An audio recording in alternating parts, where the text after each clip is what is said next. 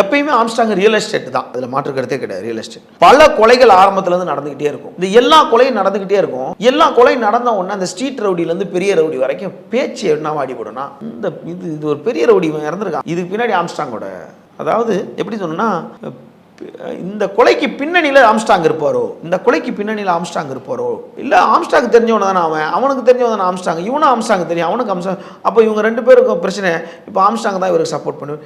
இந்த மாதிரி ஒரு பேச்சு பின்னால் வரும்போது இது ஆம்ஸ்ட்ராங் அங்கேயே முற்றுப்புள்ளி வைக்காமல் இதை என்ஜாய் பண்ண ஆரம்பிச்சிட்டார். யூகத்தின் அடிப்படையில் தற்பெருமையாக அதை நினைக்க ஆரம்பிச்சிட்டார். அதை என்ன பண்ணிட்டாரு, அது ஒரு வகையில் அவருக்கு அந்த நேரத்தில் அவருக்கு சாதகமாக இருக்கும். அவர்கிட்ட யாரும் வர முடியாத அளவுக்கு ஒரு பேனரில் இருந்துச்சு. அதுவே எதிர்காலத்தில் இந்த அவரே கடைசியில் இந்த ஆற்காடு சுரேஷ் கொலையில் என்ன சொல்கிறாரு, தனபாலுக்கு அந்த கொலைக்கு எனக்கு சம்மந்தம் இல்லை, தனபால் என்னை பார்த்தா போனான், அவ்வளோதான்.